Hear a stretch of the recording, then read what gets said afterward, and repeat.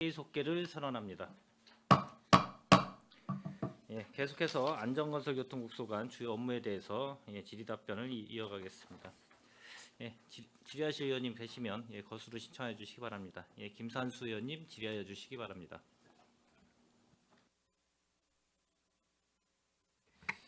네, 김산수 의원입니다.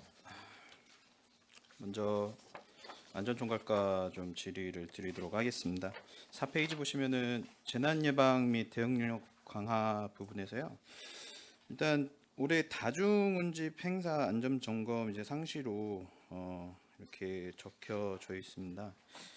일단 작년에 제가 이거 관련돼 가지고 조례를 6월달에 발의를 했었습니다. 그래서 그 뒤에 혹시 지금까지 한 몇 건 정도 이 점검이 되었는지 추산이 되시나요? 예, 23건 했습니다. 작년에. 23건이요. 네. 예, 23건에 대해서는 뭐 그 매뉴얼에 적혀져 있는 대로 이렇게 네, 다들 하신 거죠? 저희가 이제 소방서나 가스안전공사, 전기안공사랑 합동으로 사전에 점검을 실시했습니다.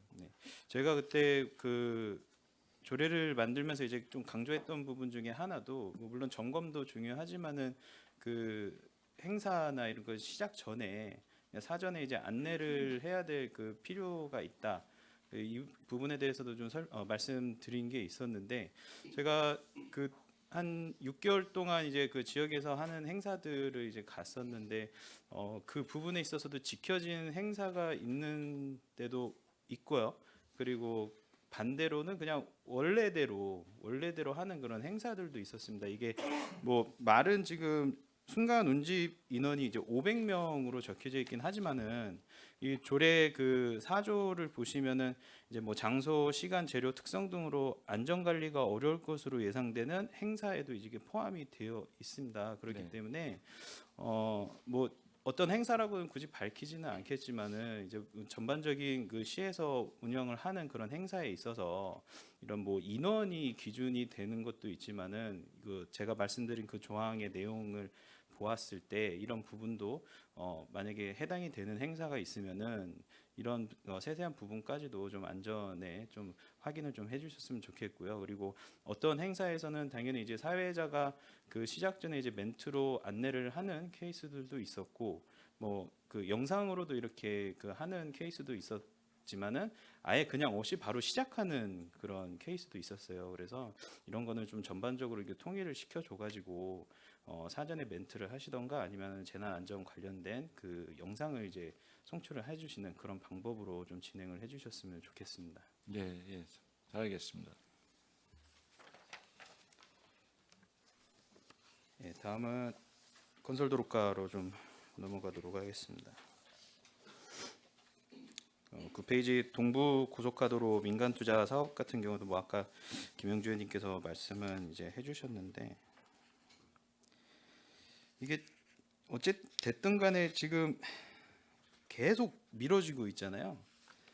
늦어졌습니다. 그렇죠? 추진 계획을 보시면 이제 24년도 12월에 이제 공사 준공 및 도로 개통이라고 나와 있고 뭐 다음 페이지에 이제 위치도에서도 보면은 2024년 개통 예정이라고 나와 있습니다. 현실적으로 올해 가능합니까? 현실적으로 좀 어렵고요. 네. 저희가 지금 12개월에서 18개월, 좀 업체 쪽에서는 18개월 요구를 하고 있는데 저희가 지금 현재 부진 공정에 대한 만회 대책 같은 것도 수립하고 있습니다. 그래서 전체적인 걸 포함해서 저희 검토 후에 지금 뭐 최소 12개월에서 18개월 정도를 갖다가 연장을 좀 해주려고 하고 있습니다. 확실히 올해가 불가능하다면 이제 이런 부분도 업데이트를 좀 해주셔야 될 것 같아요. 좀 어떻게 보면 나름 희망 고문을 당하는 것 같아가지고 이제 뭐 이 부분이 연결되어 있는 지역구 의원님들도 그렇지만 저가 속해 있는 지역구도 좀 어떻게 보면 마찬가지거든요. 이제 그런 부분에서 민원이 자꾸 언제 이게 개통이 되냐고들 질문들을 많이 하세요. 근데 올해 안으로 개통 예정이라고 말씀드리기엔 저도 사실상은 이게 좀 불가능한 측면이 있다 보니까 항상 양해를 구해야 되는 그런 그 어려운 부분들이 있습니다. 그래서 예측을 잘 해주셔가지고 좀 확실히 언제쯤 이렇게 된다라는 거는 좀 길게 좀 잡아주셨으면 좋겠어요. 빠른 시일 내에 업체하고 결정을 줘서요 업데이트를 하도록 하겠습니다. 네, 알겠습니다.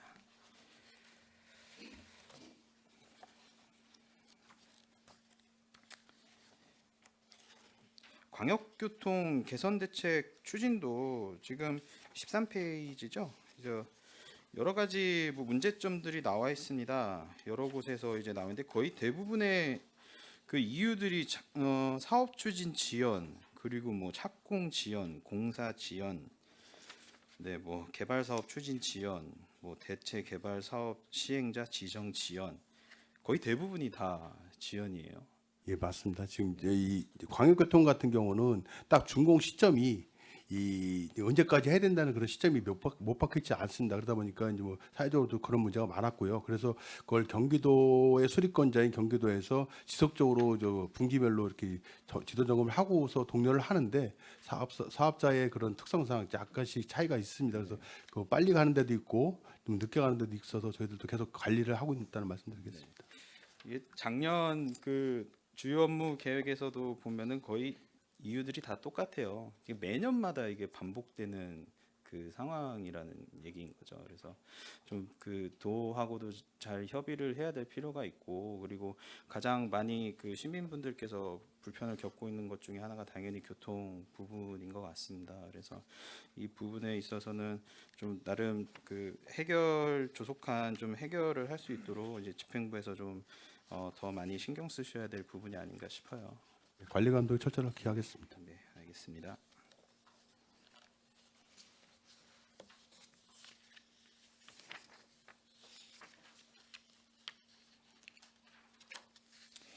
(28페이지) 그 평택시 도로건설 관리계획 수립 용역에 대해서 좀 여쭤보도록 하겠습니다.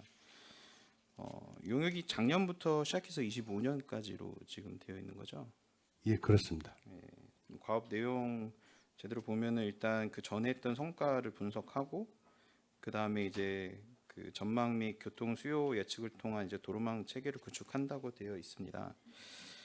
그 전차 용역의 성과 좀 어떻게 좀 되어 있는지 오늘 좀 요약해서 말씀해 주실 수 있으신가요?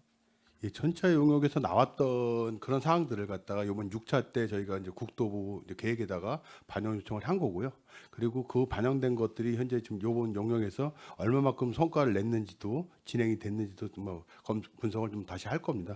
그리고 향후 저희 시의 현재 지금 새롭게 도시 기본계획 관리계획을 수립하는 거에 따라서 저희 도로교통망을 구축하는 그런 내용도 같이 삽입되는 내용입니다. 알겠습니다. 이게 성과가 좀 잘 나왔으면 하는 그런 마음이 있어서 질의를 드렸고요. 예, 알겠습니다.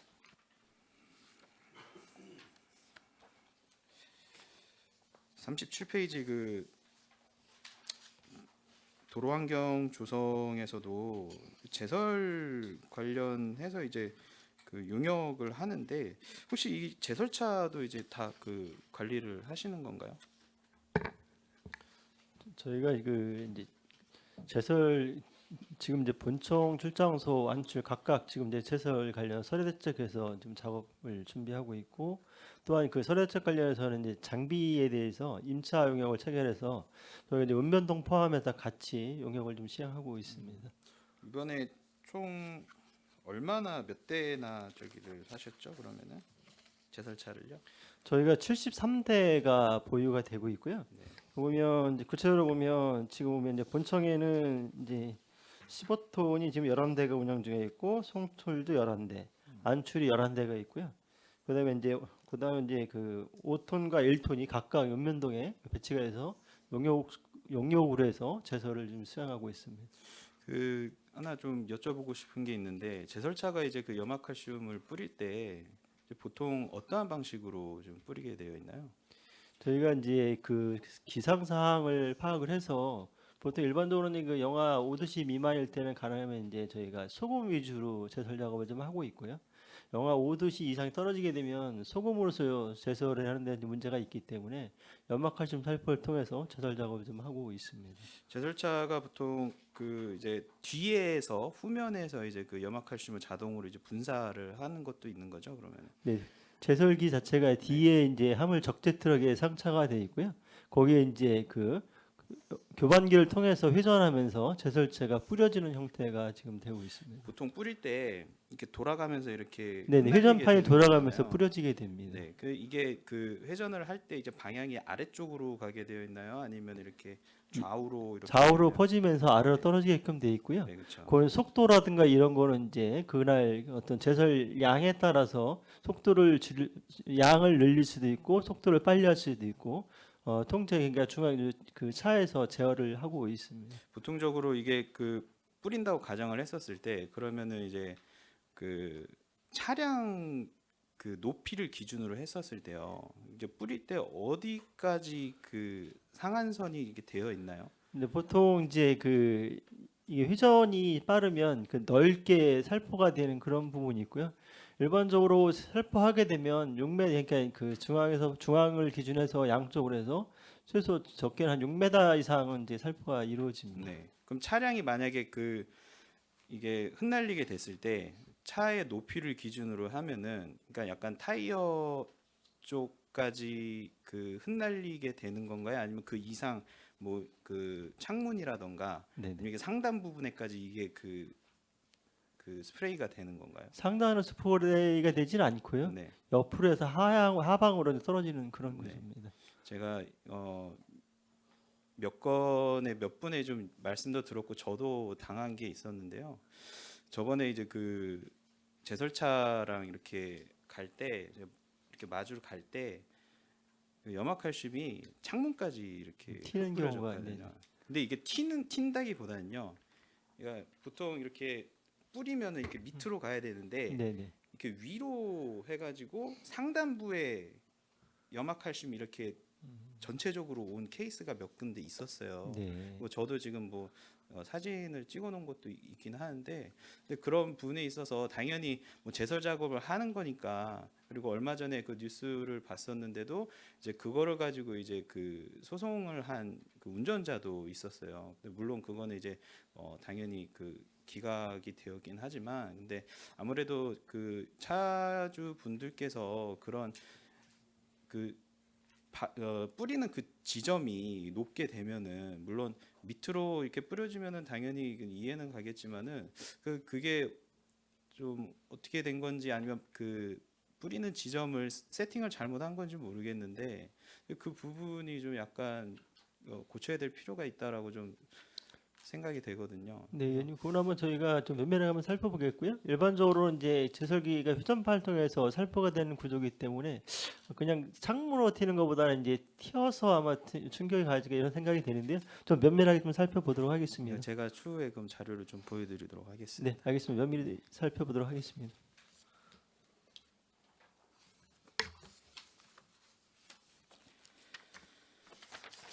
41페이지로 넘어가도록 하겠습니다. 교통행정과로 가서요. 그 교통환경 조성 차선 도색에 대해서 좀 질의를 드리겠습니다. 근데 제가 작년에 그 말씀드린 부분에 대해서 이번에 추경으로 반영을 하시기로 한 거잖아요. 그렇죠? 예, 그렇죠. 네, 그 기존에 지금 13억 5천만 원 예산에다가 이제 향후 계획에다가 이제 그 11억이 추가가 되는 거죠. 5억 플러스 이제 그 횡단보도 노란색 표시 6억까지 해가지고요. 그렇죠. 유곡하고 그 이 도료 원자재 도료값하고 유리알 상향하는 가격이 5억 정도에서 11억 추경에 이제 상정할 계획으로 있습니다. 근데 제가 좀 보니까 이제 도료도 P4에서 P7으로 올라가고 그리고 이제 뭐 유리알 성분이라던가 그리고 도색 방식도 이제 접촉식에서 분사식으로 좀 변경 이렇게 하는 걸로 되어 있습니다. 예. 근데 그 말씀드렸다시피 우리가 지금까지 기존에 했던 그 차선 도색이 계속 하나의 그 매뉴얼을 가지고 지금까지 변경 없이 계속 이루어졌던 건가요? 예, 그렇습니다. 그럼 총 얼마나 된 건가요? 횟수로 따지면은. 지금 저희 방식을 유지하고 있었던 거는 지금 이 등급제 나오면서부터 계속인데 그 최초 시기는 제가 네, 예, 지금 파악되지는 않았습니다. 알겠습니다. 근데 그러니까 옛날 같은 경우에는 이 차선이 그렇게 어두워 보이거나 이렇지는, 그러니까 약간 체감상으로 느끼지는 모르겠는데 옛날에는 그런 느낌이 없었다면은 제가 그렇기 때문에 작년에 그런 말씀을 드린 거였고, 이런 부분에 관해서 혹시 뭐 시에서 그런 뭐 측정이라던가 그 예예. 하고 그런 것들은 다 있는 거죠? 예예. 이게 알려드려. 뭐 차선 도색하고 난 이후에는 준공할 때는 그 시험 성적서, 그 품질연구원에서 나오는 시험 성적서를 제출을 받아갖고 성능 검사를 하게 돼 있습니다. 그래서 의원님께서 뭐 지적 작년에 해주셔가지고 저희가 올해부터 이제 개선을 했는데, 주위 타시군도 뭐 저희하고 거의 동급입니다. 오산, 천안, 이제 안성, 화성하고 이제 가장 낮은 데가 P3가 이제 안성이 한 군데 있고,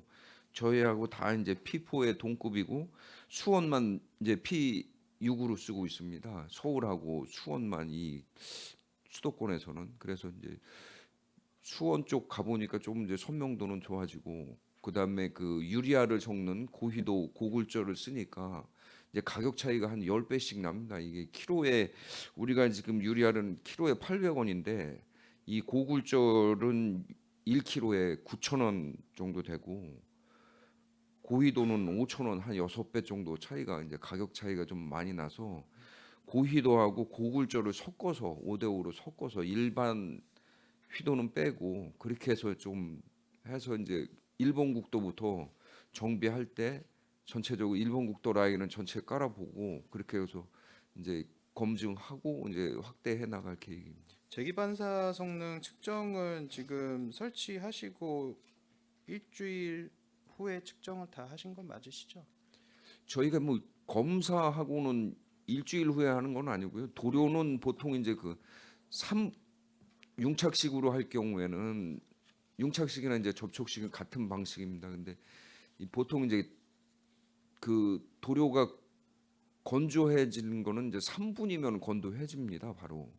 그래서 뭐 일주일 후에는 검사 안 하고 준공할 때 그 3분 후에 검사한 그 시험 성적 이런 거를 같이 가지고 들어오는 3분 후에 3분 후에 3분 바로 후에 건조합니다. 하신다고요? 예, 예. 그래갖고 바로 이제 차선 그 통행을 제한했던 거를 바로 이제 3분 후에 이렇게 지나가면서 개통을 시키고 건조해집니다.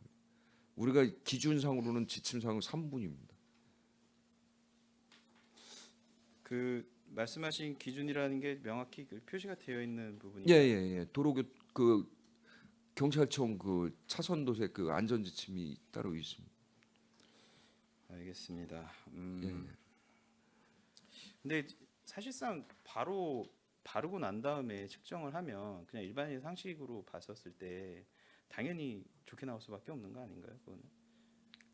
그렇습니다. 그게 이제 뭐 유리아를 섞으면 그 이제 휘도라든지 이런 건 좋아지는데, 이게 이제 차량 통행량이, 예전에는 이제 차량 통행이 좀 드물 때는 이게 오래 가는데 그 유리알 발이 그 휘도가, 지금 이제 통행량이 많고 아까도 이제 지적해 주셨지만 이제 염화칼슘 살포를 많이 하다 보면 이 훼손량이 많아집니다. 그러다 보니까 이제 외부 환경에 의해서 그 도색 부분이 빨리 훼손되는 그런 사례들이 좀 있습니다. 예, 일단은 뭐 알겠고요. 어쨌든 지금 추경으로 해서 좀 차선 도색이 좀 개선이 돼야 되는 문제에 직면을 해 있는데, 아무튼 잘 정비하셔가지고요. 한번 저기 시도를 해보시고 제가 예, 예. 추가적으로 좀 자료 요청을 나중에 좀 드리도록 하겠습니다. 그 부분에 예, 예, 있어서는 좀 알겠습니다. 협조를 부탁드리겠습니다. 어린이 보호구역 노란색 횡단보도 노면 표시도 지금 6억으로 이번에 추경을 하신다고 하셨는데 69개소로 되어 있어요. 예, 예. 지금 우리 시에 있는 모든 어린이 보호구역에 지금 다 이번에 네, 예. 할 노란색으로. 예정이신 거죠? 예, 예. 총 한 626개소 횡단보도가 있습니다. 네네. 예, 예. 일반 그 구역에 노란색 횡단보도 설치한 케이스는 없는 거예요? 어린이 보호구역하고 그다음에 뭐 어린이집 이렇게 보호구역, 노인 보호구역 이런 거는 이제 그 노란색으로 돼 있고 예. 나머지는 흰색으로 표기하도록 표식하도록 돼 있습니다. 지금 그 뒤에 이제 일반 자료에 보면 어린이집하고 유치원, 노인, 뭐 특수학교 보호구역 현황에 보면은 초등학교 69개를 제외하고 지금 어린이집 26곳, 유치원 30곳, 특수학교 2곳, 노인 17곳 이렇게 되어 있습니다. 여기에는 지금 그 노란색 횡단보도가 얼마나 지금 되어 있는 건가요? 거기는 현재는 안 돼 있습니다. 그리고 하나도 안 돼 있다고요? 일부 돼 있는 구간이 있는데 작년에 이제 작년에 7월달에 법령이 이제 개정되면서 그 이후에 도색한 거는 일부 있는데 지금 현재 그거는 올해까지는 이 어린이 보호구역을 중점적으로 아까 말씀드린 626개소를 전체 노란색으로 하고 내년도에 이제 그 흰색에 있는 도색 부분을 그 어린이 노란색으로 보호구역으로 이렇게 도색하겠습니다. 아무튼 그 색이 바뀌고 난 다음에 지금 자체적인 평가는 어떠세요? 노란색이 이제 그 보호구역의 이제 모든 그 주변 환경이 다 노란색, 뭐 옐로 카펫부터 그다음에 노란색 그 신호등, 그 주위에 이제 철제 그다음에 그 보호 색깔이 다 노란색이라 그 주위에 가면 전체적인 보호구역임을 상징해서 효과는 상당히 좀 긍정적으로 좋게 나타나고 있습니다. 이것도 색채도에 대한 기준이 있나요? 노란색에 대한? 예? 채도에 대한 기준이 있나요? 아, 예. 도료를 가지고 이제 그 노란색 도료를 조달청에서 등재된 거를 관급자재로 저희가 사서 업체한테 지급을 해주는 방식입니다. 그러니까 좀 비교를 하자면은, 그러니까 뭐 옐로우 카펫이라던가 그리고 다른 이제 그 노란색으로 되어 있는 시설물에 비해서 약간 좀 그 어둡다는 예, 진한 말들이 색이 있어요. 있습니다. 예. 예.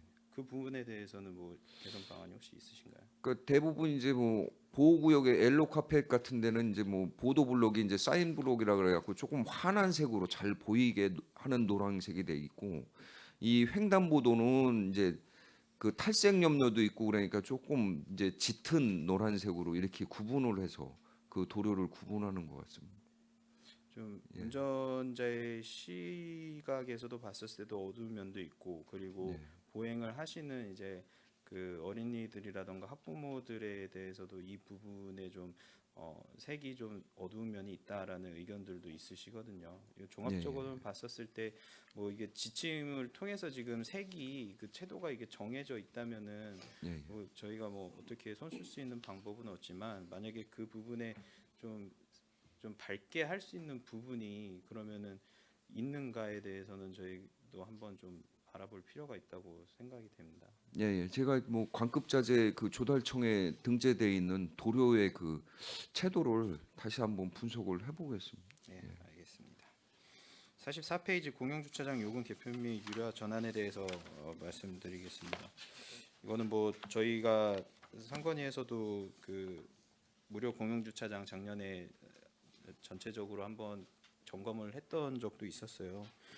네, 뭐 가장 많이 나왔던 문제 중에 하나가 이제 그 무료라는 점을 이용해서 이제 그런 뭐 장기 주차 또는 이제 폐차한 차량들을 이제 등록이 안 되는 차량들을 이제 거기다가 고의적으로 장기 주차를 하는 그런 사례들이 가장 많았었고 이제 당연히 이제 그 불법 투기 문제 쓰레기 때문에 이제 관리 자체가 상당히 이제 어려운 그런 부분도 있어서 이제 좀 유료화로 전환을 해달라는 요청들도 있었습니다. 그래서 예. 다행히 이번에 지금 3개소 우선 추진을 지금 하게 되어 있어요. 근데 사실 이런 대형 주차장들도 그렇지만 진짜 소형 주차장들 특히나 그 위치상으로 당연히 이제 우리 시에서 그 목적을 갖고 이제 시민분들한테 제공을 하려고는 했지만 이게 정작 이용을 하는 그 운전자들이 차댈 데가 없게 되는 그런 주차 장소도 이제 몇 군데가 있었습니다. 근데 그런 부분들까지 일단은 3개소로 우선 추진한다고 하시는데 이게 언제쯤 이게 전환이 그럼 다 정확히 완료가 될 예정인가요? 저희가 이제 그 요금 개편 주차장 요금 개편이 이제 상반기 중에 이제 정례회 6월 정례회 때 이제 상정을 할 계획으로 있고요. 그 상정하면서 같이 이제 그 시행 시기에 맞춰서 여기 이제 조례 이제 공포하고 한 준비하고 그러면은 한 2개월 정도 소요되니까 9월부터는 이것도 이제 유료화 시키는 그런 안으로 지금 예, 준비하고 있습니다. 9월이요. 생각보다 오래 걸리네요. 그 차단바랑 이런 거 다 설치되고 이제 똑같이 예, 예, 그렇죠. 운영을 하신다는 시스템이 이제 다 말씀이잖아요. 관리해서 예, 예. 알겠습니다. 이 세 곳도 그렇지만은 하루빨리 좀 그런 악용되는 주차장들은 좀 조속히 유료로 전환이 되었으면 좋겠습니다. 예, 예, 알겠습니다. 일단 저는 여기까지 하고요. 일단 그 말씀드린 부분들 잘 반영해 주시고 올 한 해 계획하신 사업들 잘 추진할 수 있도록 최선의 노력을 다해 주시기를 부탁드리겠습니다. 네, 이상입니다.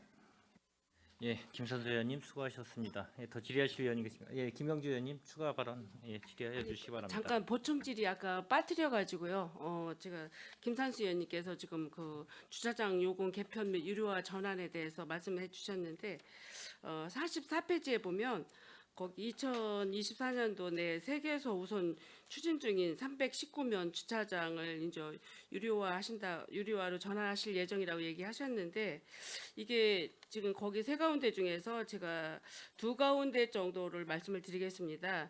이충동 공영주차장 47면이 있는데 이게 이제 원래는 이제 공유 부지에다가 이제 푸른도시 사업소에서 이게 이제 공원 조성을 한다고 이제 그랬었어요. 그러는데 이제 거기에 이제 집단 민원이 발생을 했습니다. 그 주변에 공영 주차장이 한 군데도 별로 없어요. 이제 없는데 그거를 공원화하는 거를 좀 폐지하고 임시 주차장으로 사용할 수 있게 이렇게 해준다고 해가지고 거기가 이제 세모진 땅인데 들랑달랑하기도 어렵고 여러 가지로 힘들어요. 그래서 원래는 시민들이 그러면 거기다 유료 주차장 탑으로 이렇게 해서 층으로 해서 해달라 했더니 아무리 설계를 해도 거기가 이제 들랑달랑하고 유료로 할 수 있는 주차장 시설은 안 된다. 이제 이래 돼가지고 그때 47면을 일단 거기에 이제 칸막이를 치고 저기 펜스를 막 쳐놨었어요. 이제 그러니 그렇게 하는 시설보다는 주민이 조금이라도 편리할 수 있도록 그것도 터주고 이렇게 해서 일부 갓면에는 이제 공원과에서 이제 그 나무 식재를 했고 나머지 그 안쪽에는 47면 주차장을 해주기로 이렇게 했는데 이게 만약에 또 이제 유료 주차장으로 하게 된다면 아마 그 설계가 정확하게 나오셔야 될 것 같은데 이게 설계가 그때 안 된다고 그래가지고 그냥 여기 무슨 개발할 때까지는 그냥 이건 주차장 부지가 아니니까 이제 앞으로 이렇게 쓸 수 있도록 해준다고 한 말씀을 이제 제가 저기 8대 때 후반기에 이게 약조를 한 사항이라 그걸 한번 말씀드리고 싶고 그리고 충운탑 공용주차장 127면이 있습니다. 있는데 거기가 이제 그 충운탑 그쪽에 이제 우리가 올라가고 뭐 재지내고 이러려면 이제 주차장이 필요해서 그때 주차장도 이것도 이제 시민 주차장으로 이게 이제 이용할 수 있도록 이제 만들어줬는데 이쪽 지역 역시 주차 시설이 전혀 이제 없어요. 없는데 이거를 그나마 이제 그쪽에 이제 구도심권이라 주차장을 이거를 이제 만들어 주셔가지고 여러분들이 이제 많이 사용도 하고 하는데 요것도 이제 들어가는 입구하고 나오는 입구가 굉장히 협소해요. 여기 차 2대 교차가 잘 못해요. 들어가는 입구가. 그래서 우리 그 교통행정과장 김재열 그때 지금 국장님이 있을 때 거기 같이 답사도 했는데 여기가 이제 들랑달랑하기가 힘들고 아니면 땅을 더 매입을 해서 입구를 이렇게 넓혀야 된다라는 이런 의견이 있었고 또 여기를 이제 유료 주차장으로 한다니까 저쪽에 평택호에 충원탑이 있는데 거기 주차장은 지금 무료로 쓰고 있는데 이걸 유료로 전환하게 되면 그쪽도 같이 유료로 하는 거냐라는 이런 의견이 좀 있었습니다. 이거 유료로 전환할 때 이런 그 시민 의견을 잘 좀 반영을 하셔가지고 참작을 해주시기를 바랍니다. 아까 이 이야기를 제가 빠뜨려가지고. 예, 예, 알겠습니다. 그리고 예. 그 뭐 지금 말씀해 주신 대로 네. 그 예전에 그 구호 명칭으로 이제 여성회관이고 현재는 이제 그 평생 학습센터 예, 그 그렇죠. 옆에 이제 예. 그 주차장인데 예. 이 경사면이 좀 있습니다. 그래서 경사면에서 그냥 이중 주차를 해놔가지고 차도를 못 빼가지고 이게 늘 이제 상시 이제 그 민원이 많이 발생하는 구역이고 그래서 이거를 관리를 하려면 시스템을 도입해서 유료 주차장을 해야 되는 게 이제 전제가 있습니다. 그래서 여기는 뭐 주차 타워를 짓는 게 아니고 기존의 지면에만 그 노상 주차장이기 때문에 이 지면을 활용해서 그 이중 주차를 못하게도 해야 되고 예. 뭐 수입을 떠나서 이거는 이제 뭐 주차 질서를 바로 잡는 측면에서도 이제 저희가 해야 된다고 보고요. 그다음에 충원탑 있는 공영 주차장은 그 옆에 소정동 그 공영 주차장 옆에도 공영 주차장이 있는데 유료 거기는 있어요. 유료화로 돼 예, 있고 예. 이 충원탑 주차장은 무료입니다. 그래서 여기도 뭐 지금 구도심권이 다 이제 그 주차나는 여기저기 할 거 없이 다 이제 심각한데 여기도 이제 주차 문제가 이제 심각해서 이중 주차라든지 여기에 문제가 좀 있어서 여기도 유료화를 시켜서 저희가 그 관리를 할 수 있게끔 이렇게 해야지 이게 정상 운영이 될 거로 보고 유료화를 추진하는 상황입니다. 예, 지난번에도 이제 유로화 얘기가 있었어요. 그랬더니 그 이제 평택호에 우리 또 현충탑이 있죠. 그 얘기를 거론을 하시는 거예요. 시민들이 이제 이러면서 여기를 유료화 시키게 되면 그쪽도 유료화 하는 거냐. 이제 이런 이야기가 있었고 또 제가 이제 유료화 한다고 하면 거기 진입도로 나가고 오는 출입도로가 굉장히 비좁아요. 그래서 하게 되면 거기 이제 도로를 넓히는 방법도 있었어요. 그래서 여러 가지 방안이 있었거든요. 그러니까 잘 살펴서 해결해 주시기 바랍니다. 예, 알겠습니다. 이상입니다. 예, 김명주 의원님 수고하셨습니다. 예, 더 질의하실 의원님 계십니까? 예, 손한명 의원님 질의해 주시기 바랍니다. 네, 손한명 의원입니다.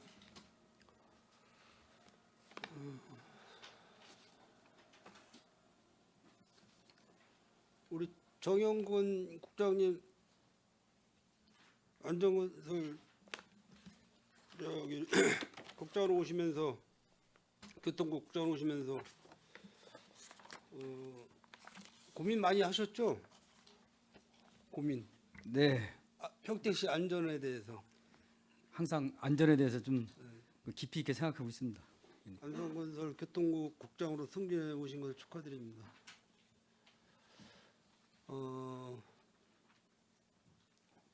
우리 안전건설 교통국 올해 본 예산이 얼마인지 혹시 아시나요, 국장님? 한 1,545억 정도 본 예산이 그 정도 될 거예요. 1,545억 그 정도. 그러면 이제 아마 이제 또 사업을 하시다 보면은 이제 추경 예산이 또 올라올 텐데 대충 금액 어느 정도 추경을 잡고 계시나요? 지금 제가 그 추경 3회 추경 올라올 거는 아직 제가 보고를 받지 못해갖고요. 저 네네. 파악을 못한 상태입니다. 뭐 올해 예산이 뭐 지난해보다는 이렇게 많지 않은 이제 예산으로 생각이 되고요. 어쨌든 안전건설 교통국에서는 우리 평택시 지금 인구가 원래 60만 우리 그 공대인만 따지면은 60만이 통계적으로 안 된다고 이제 그 기재가 됐었는데 아마 외국인까지 포함해서 지금 한 62만 정도가 이렇게 평택시 인구가 지금 어제 제가 그 인구 정책 그 담당분한테 얘기를 들었는데 한 62만이 좀 넘는 걸로 알고 있습니다. 올 2024년도 업무 추진 방향을 보면은 이제 그 안전하고 교통이 편리한 시민 중심의 도시 이렇게 해서 올해 업무 추진 방향을 이제 세우셨는데 여기 지금 과장님으로 참석하신 우리 저 안전총괄과장님이나 건설도로과장님이나 도로관리과장님이나 교통행정과장님, 대중교통과장님, 차량등사 아마 우리 30년 이상 이렇게 다들 공직생활 하신 분들 같은데 맞나요? 우리 진달래 과장님은 아직 30년이 안 되신 것 같고. 네? 저도 됐습니다. 아, 30년 됐어요? 축하드립니다. 물론 이제 우리 시민들을 위해서 공직에 계신 우리 분들이 열심히 노력을 하고 계시지만은 아직까지는 평택시가 이렇게 안전한 도시가 안 되고 있다. 그런 게 좀 안타까운 그런 상황이고요. 많은 예산을 투입을 해도 뭔가 이렇게 안전한 거리로 바뀌는 그런 상황이 눈에 안 보이니까 좀 안타까운 그런 입장입니다. 뭐 수년간 제가 평택시 뭐 사고 이런 통계를 보면은 좀 경기도의 31개 시군 중에서 조금 높은 편이에요.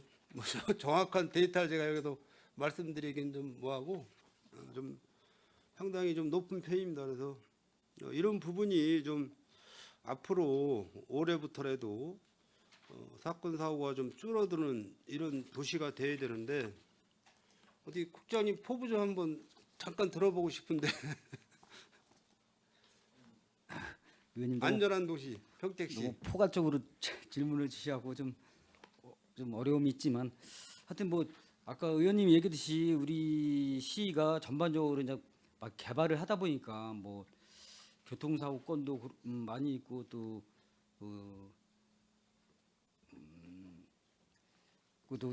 뭐 주변에 또 이제 어떤 지장물이 있기 때문에 그런 것 때문에 사고도 많이 발생했는데 사건 사고가 좀 많은 편입니다. 그거는 뭐 다른 시군도 뭐 개발 지역은 요 근래 근방에 인근 시군에 이제 비교를 하자면 화성도 그렇고 뭐 파주 같은 경우도 또 우리 시 못지않게 이제 사건 사고가 많은데 그래도 이제 그걸 대비해서 저희 시도 안전 도시를 구현하기 위해서 많은 노력을 하고 있다는 말씀 드립니다. 그리고 적극적으로 더 대응을 해서 체계적으로 운영하도록 하겠습니다.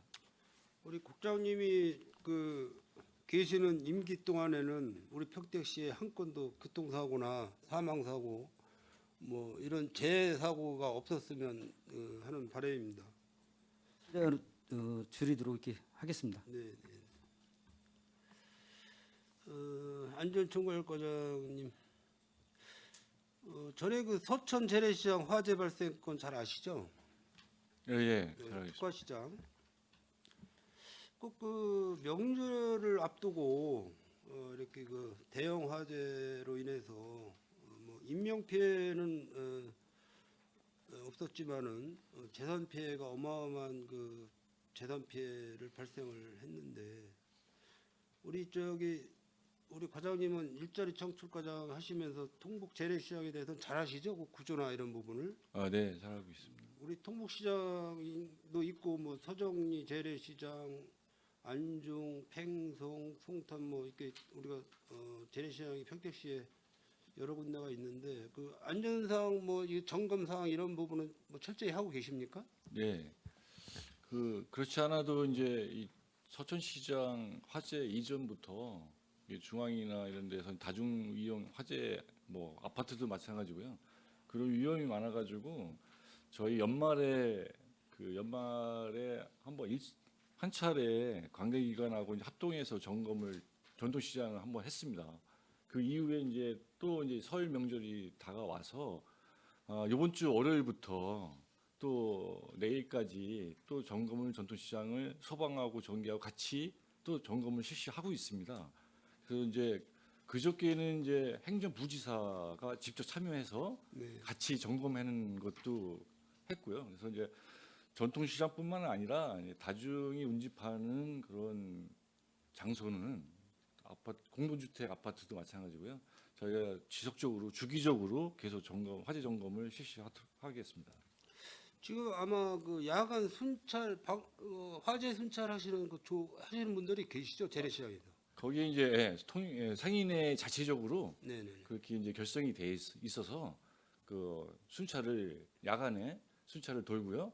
그다음에 이제 시에서 이제 기관제라든가 이런 채용을 화재 안전 지킴이라고 그렇죠. 저희가 채용해서 그 이제 배치한 걸로 알고 있습니다. 아마 재래시 평택시 내의 재래시장 쪽은 아마 지금 과장님 말씀하신 대로 기관제분들을 투입시켜서라도 야간 순찰, 화재 예방 순찰이나 안전 예방에 대해서 이런 도난 사고에 대한 예방이라든지 뭐 해서 아마 통복시장 같은 경우는 의용소방대 분들도 대부분 많이 활동하고 계시는데 다른 재래시장도 의용소방대가 다 있나요? 그쪽에도? 예, 있습니다. 뭐저 팽성이나 안중 이쪽에도?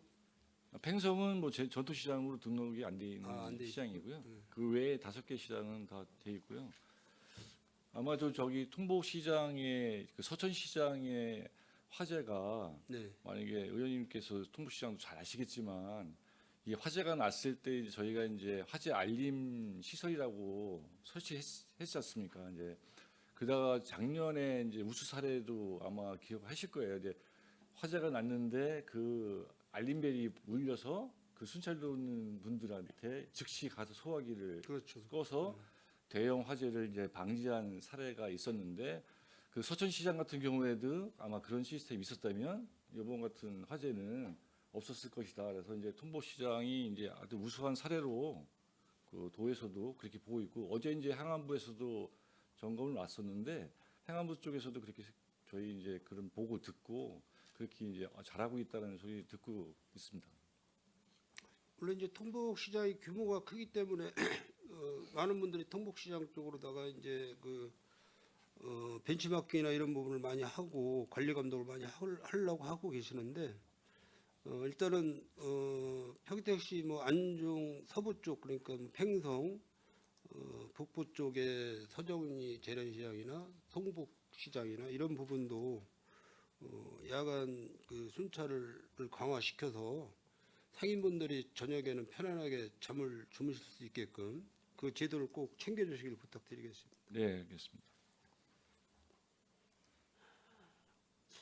지난 겨울이나 올 초에 혹시 제설 장비 구입하셨나요?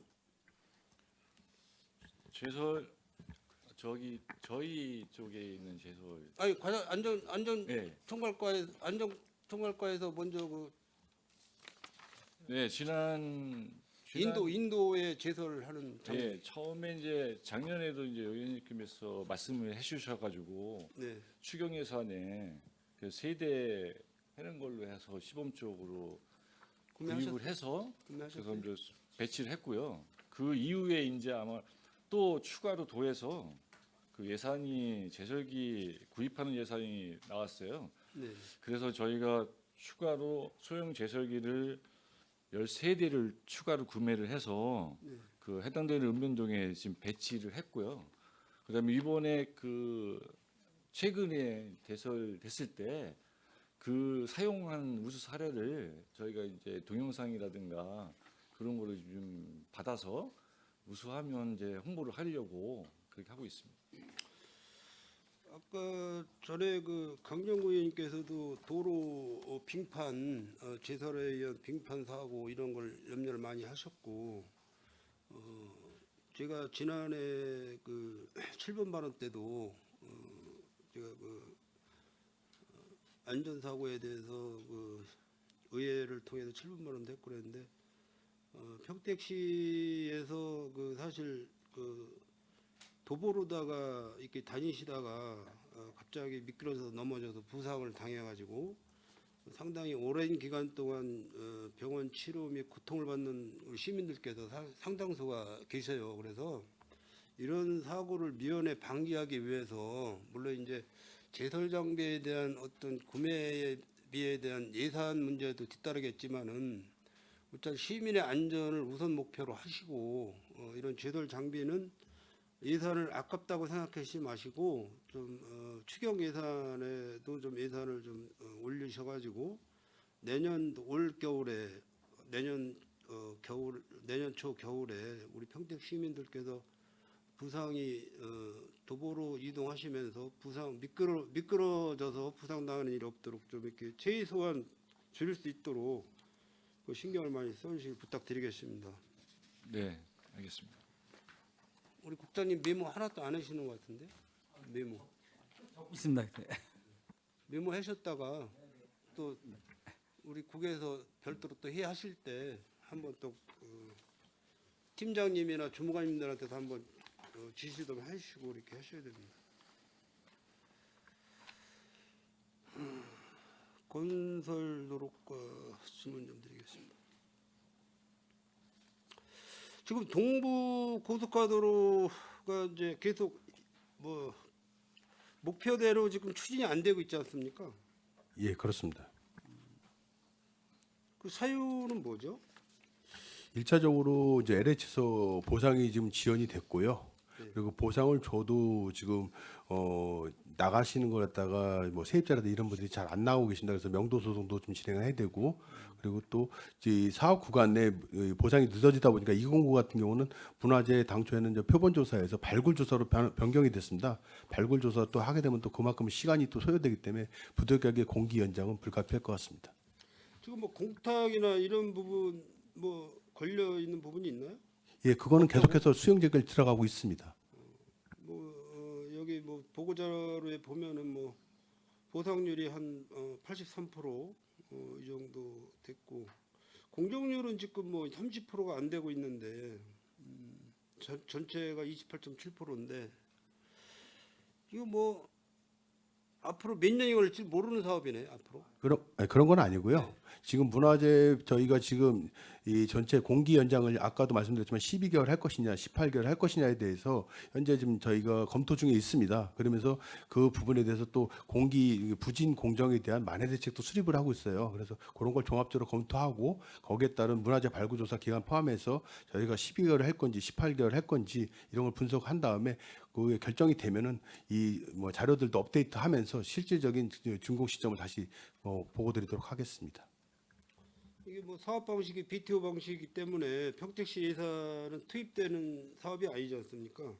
예, 그렇습니다. 네, 그러니까 좀 서두르셔서 지금 동부와 고속도로 공사 구간 내에 민원이 상당히 많아요, 사실.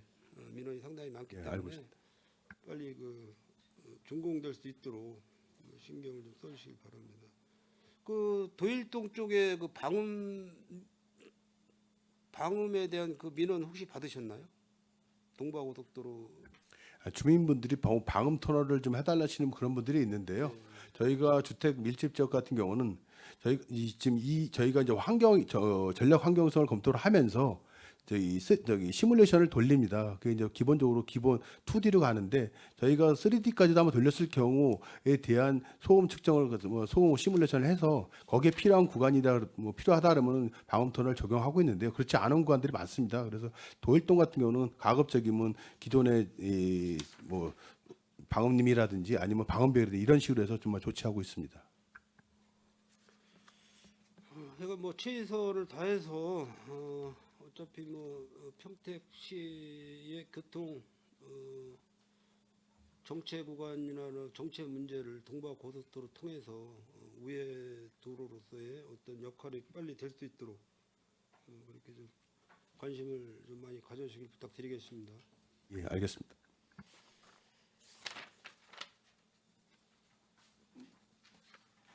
지금 올해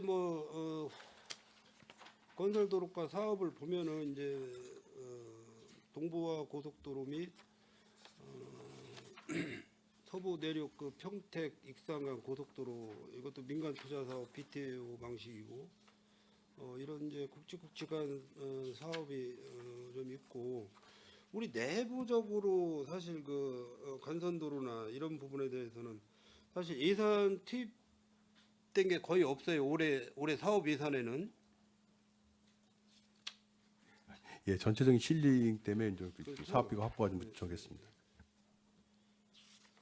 그래서 저희가 지금 이제 보상을 다 완료된 거 대놓고 이제 사업을 확보, 뭐 사업비, 공사비를 시설비를 확보 못하는 그 사업에 대해서는 이제 다각면으로 뭐 특별 교부금이라든 특별 조정 교부금이든 뭐 이런 쪽으로 해서 사업비를 확보하려고 노력은 계속 하고 있습니다.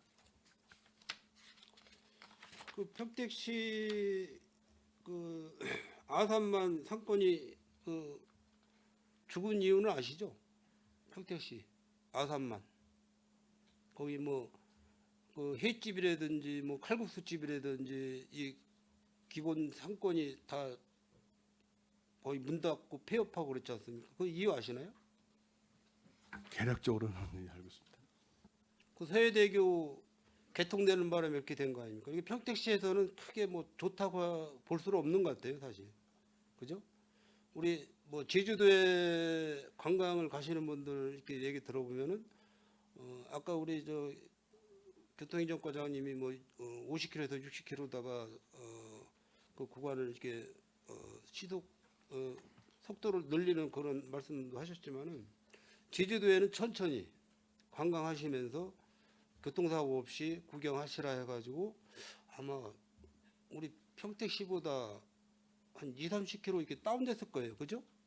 도로 그 시속 구간 거리가 제주도 많이 다녀보셨잖아. 평택국 관광 때문에 사실 그 우리 지역구 강정구 의원님 계시지만은 지금 몇 년이에요? 평택국 관광 개발을 하겠다는 그 연두수가 한 5, 60년 되나요? 3, 40년 된 걸로 알고 있습니다. 40년 정도 된 걸로 알고 있습니다. 뭐 앞으로 계획도 없잖아요. 지금 제가 알기로는 뭐 도시공사에서 이제 추진하고 있는 거 알고 있고요.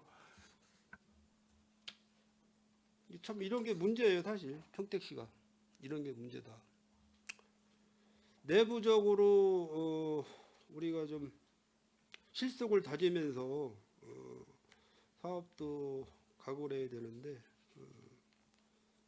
내부에서는 큰 뭐 실속 있는 사업이 없고 외부 쪽으로 많이 치우치다 보니까 그런 것도 사실 좀 안타까운 좀 생각이 듭니다, 사실. 동감하시나요?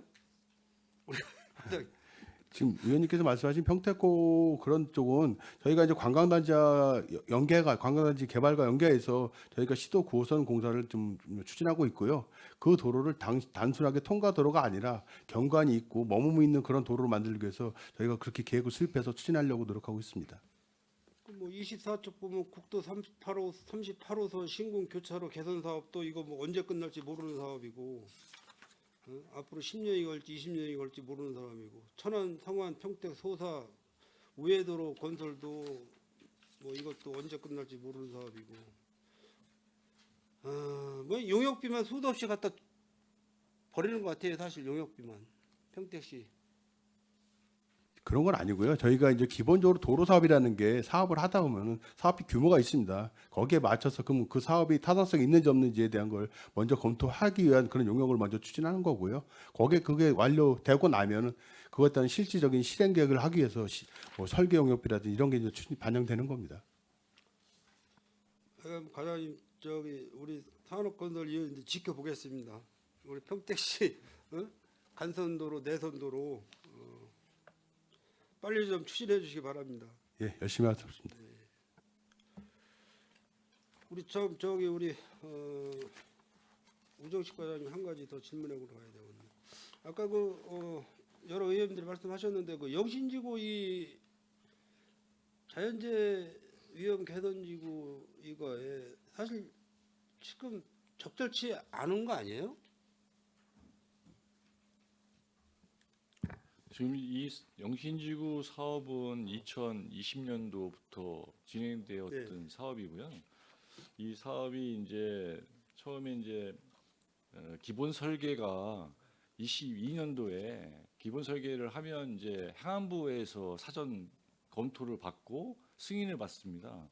그래서 이제 그거에 따라서 이제 기본 설계가 끝났고 그다음에 작년에 이제 그 사전 설계를 또 합니다. 기본 설계 끝나면 그 사전 설계에 나온 것도 작년도에 이제 12월 5일 날 행안부에서 심의가 있었어요. 아니 거의 예. 그 말씀 아까 제가 들었고 예. 우리 저 강정구 의원님이나 이윤아 의원님 말씀 중에 들었고 제가 말씀드리는 거는 그때 당시에는 우리 뭐 동삭지구라든지 영신지구라든지 모산 영신지구라든지 영신지구, 지제 세계지구, 또 지제 역세권 뭐 이렇게 해서 도시화가 되면서 어떤 그런 장마철에 물을 좀 가둬놨다가 안전하게 퍼내는 배출시키는 그런 역할을 하는 저류지인데 지금 그 지역이 다 지금 도시개발 137만 평 도시개발로 묶여 있잖아요. 예. 그래서 그 시설이 지금 현재 필요한 건지 그게 지금 LH하고 어떻게 다 그게 연관이 돼 있습니까?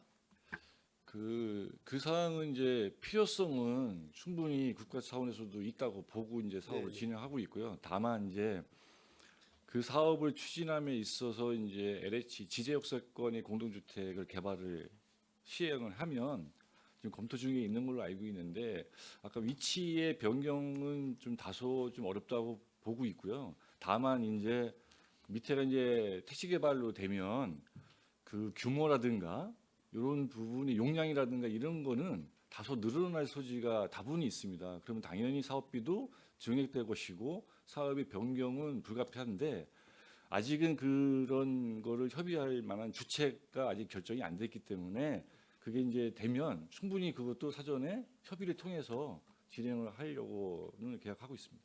그래서 그 제가 그 올해 예산을 보니까 한 90억 정도를 올해 예산을 올려놓으셨어요.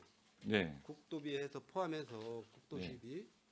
이 사업은 좀 천천히 진행해야 되지 않나 그런 생각도 좀 들어요, 사실. 일단 1차적으로는 공사비는 지금 예산에 반영된 건 없고요. 네네. 지금 예산에 반영돼 있는 거는 설계 용역비하고 그 토지 용지 보상비 그것만 지금 예산에 편성돼 있는 상태입니다.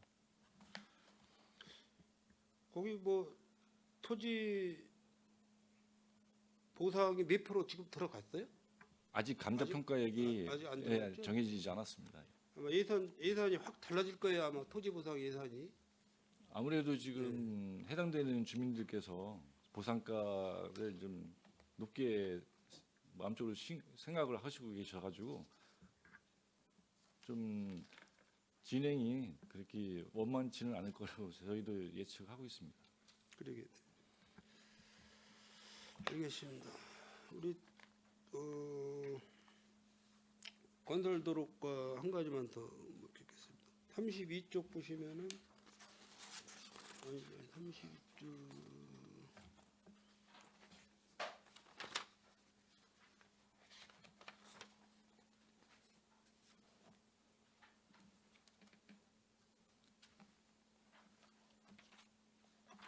쪽이 아니고 32쪽이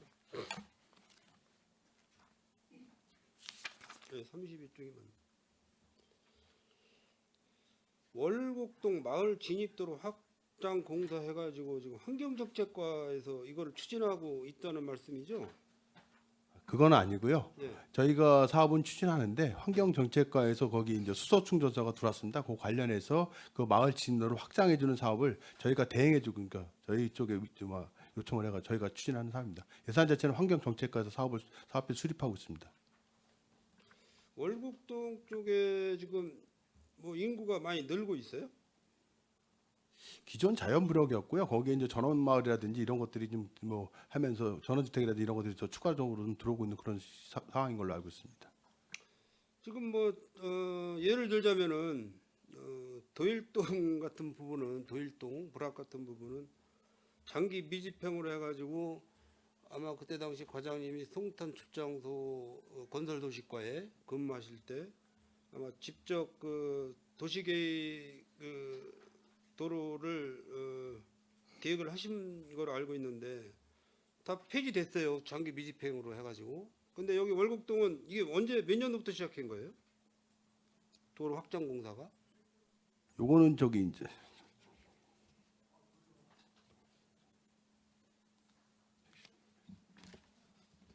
이거는 제가 알기로는 그 수소 충전소가 들어가고 나서 그 주민들이 이제 위험 시설이 우려다 보니까 어떤 뭐 인센티브를 줘야 되지 않냐 뭐 이런 차원에서 아마 그 도로 인센티브는 저기 진입로 도일동을 확보장 공사를 해자. 도일동을 먼저 줬어야죠. 한 10년 전에 줬어야지 인센티브는.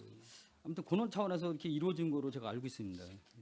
이게 수소 충전소라는 그 시설이 들어감으로 인해서 그 이제 대형 차량들이 계속해서 버스라든지 이런 시내버스라든지 충전하러 들어와야 되지 않습니까? 근데 그 도로 폭 자체가 폭원 자체 교량이 좀 어렵고 하니까 그 환경 지원 차원에서 이렇게 이제 사업이 추진하게 된 그런 상황입니다. 뭐 여기 저 이윤아 의원님도 계시고 저도 여기 세계동 지역구 의원이지만 뭐 세계동 소로 개설공사 예산은 하나도 없어요 올해. 그죠? 계획이 없어요. 지금 세계동은 이것도 장기 미집행으로 폐지하시고. 아닙니다. 지금 여기 세계동 그 소로 1-102호선 같은 경우는 현재 지금 그 공사가 좀 추진을 하고 있는 거고요. 다만 이제 철도 부지 이제 매입권 때문에 그 철도 공사하고 그 문제를 협의하고 있습니다. 그거 한 2, 3월 경에 정리가 되고 나면 본격적으로 공사 추진할 거고요. 또 그다음에 세계동 2-342호선 그것도 현재 공사는 발주됐습니다. 저희가 특별 조정 교부금을 갖다가 받아가지고요 공사를 하고 있고 추경의 잔여 예산도 좀 추가 확보하려고 그렇게 지금 계획을 잡고 있는 상황인 겁니다. 알겠습니다. 뭐 과장님들도 또 뭐 나름대로 급한 지역이 있고 뭐 그런 걸 다 계산해서 집행을 하시겠지만은 안타까운 거는 이제 도시계획을 세우셨다가 장기 미집행으로 인해서 그게 무산돼 버리면은 그 지역에 사시는 주민분들이 사실 실망감이 크거든요. 그래서 아마 도일동 같은 경우는 제가 도시주택국하고도 사전 미팅을 좀 했지만은 아마 제 도시계획도로를 세워서 다시 집행해보는 쪽으로 다 마을 주민들하고도 다시 간담회를 좀 해서 그렇게 하는 쪽으로 말씀들을 하셨으니까 우리 과장님도 그쪽에 대해서 좀 찬성표를 던져주시기 바랍니다. 예, 알겠습니다. 그다음에 도로관리과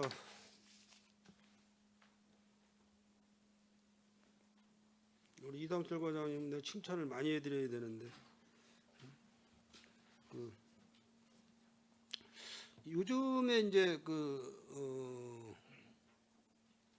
제설로 인해서 사실 염화칼 아까 우리 김산수 의원님이 뭐 염화칼슘이 뭐 바닥으로 퍼져야 되는데 공중으로 뜨고 있다 뭐 이런 말씀도 하셨는데 사실 그거는 이제 그 기계 작동을 잘못해서 그런 현상이 나타난다고 볼 수 있고요.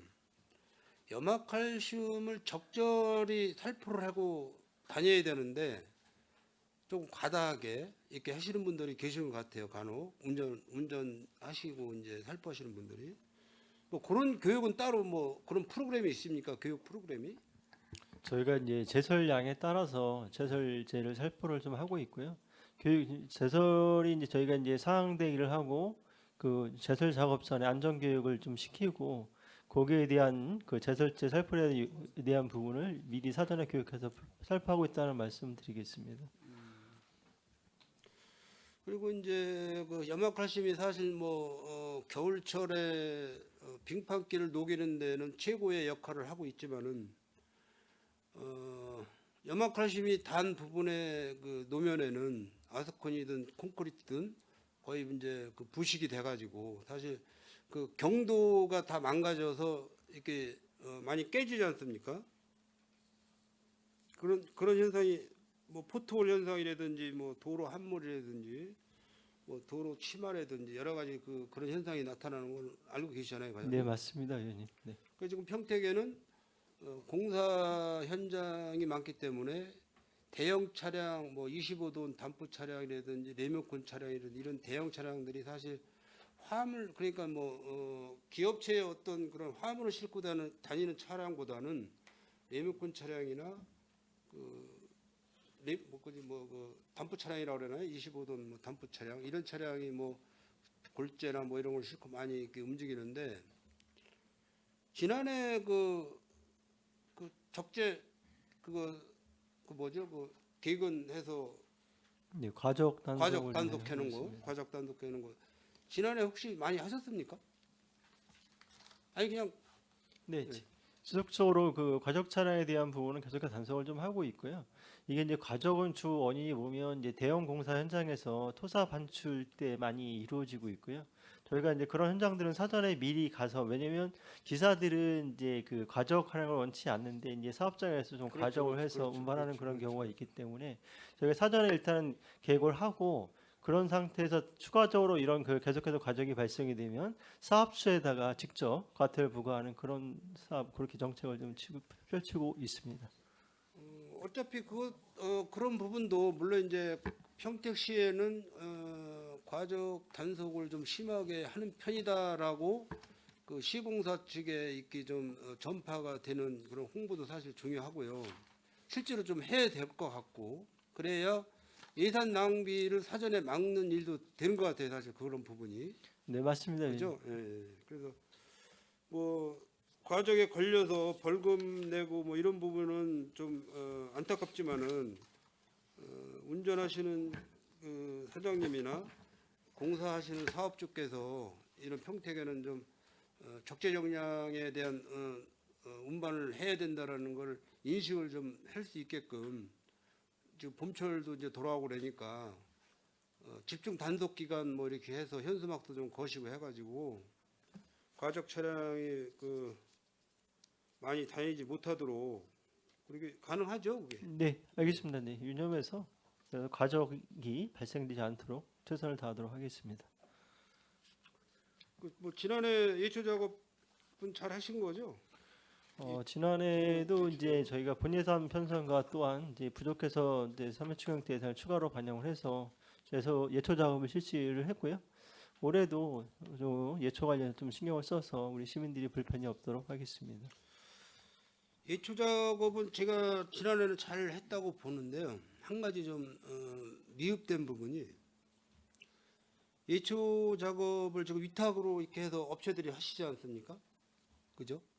네, 저희가 직접 하는 건 아니고 이제 저희가 입사를 통해서 예초 업체가 선정이 되고요.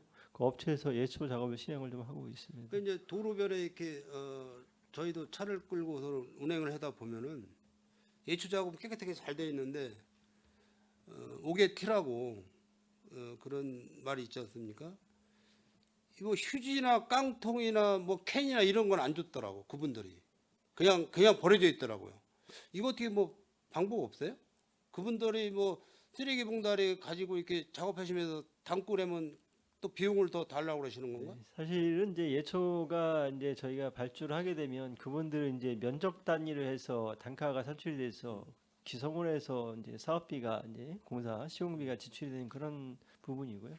또 도로 이제 환경 정비 차원에서 아까 말씀하신 그런 부분 청소가 필요하다고 판단이 되고요.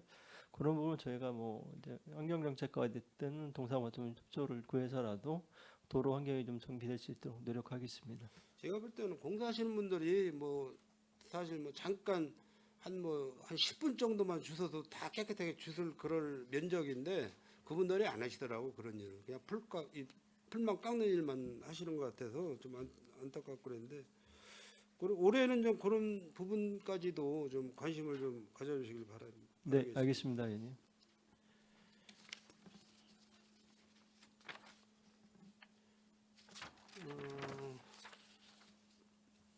다음은 저 대중교통과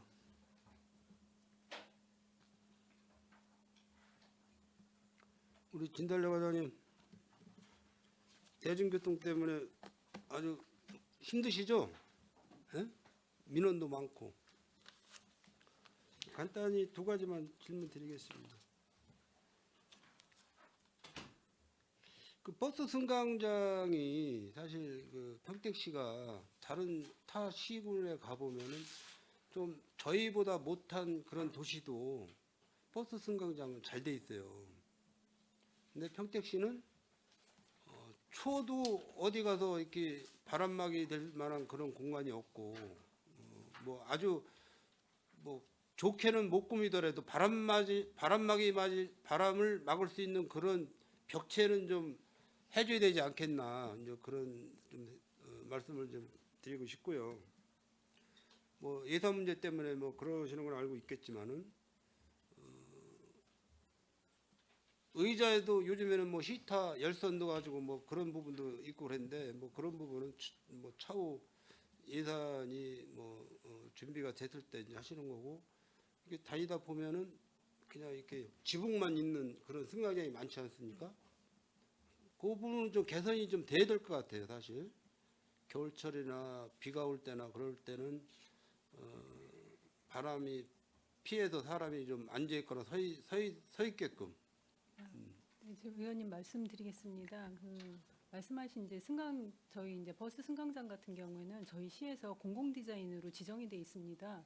그러니까 도시형하고 농촌형이 따로 있는데, 지금 말씀하시는 이제 뭐 벽체를 가리게 된다거나 할 경우에는 노선이 많이 없는 이제 농촌 지역의 읍면 지역에 몇 개를 좀 설치하는 방향으로 가고 있고, 이 동지역에 대해서는 말씀하신다시피 이제 가려지진 않는 개방형으로 전체 설치가 되게 돼 있습니다. 그래서 그렇게 좀 이해를 해주셨으면 좋겠습니다. 네.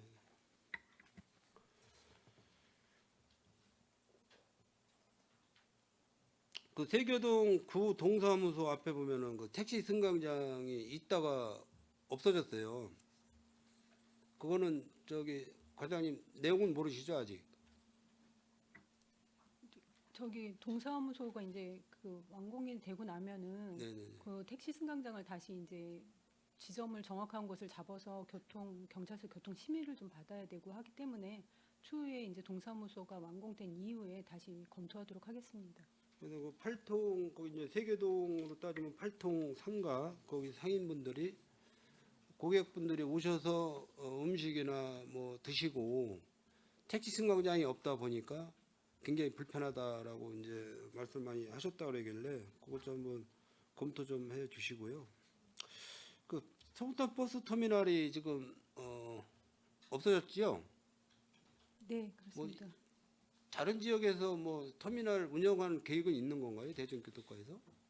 지금 송탄 터미널이 폐지된 그거는 민간에서 운영을 했던 것이었고요. 그 민간에서 하시다가 이제 지금 언론이나 방송에서도 많이 보셨겠지만 그 버스 이용에 대한 사항들이 많이 줄었기 때문에 운영상의 문제로 인해서 폐지가 된 상황입니다.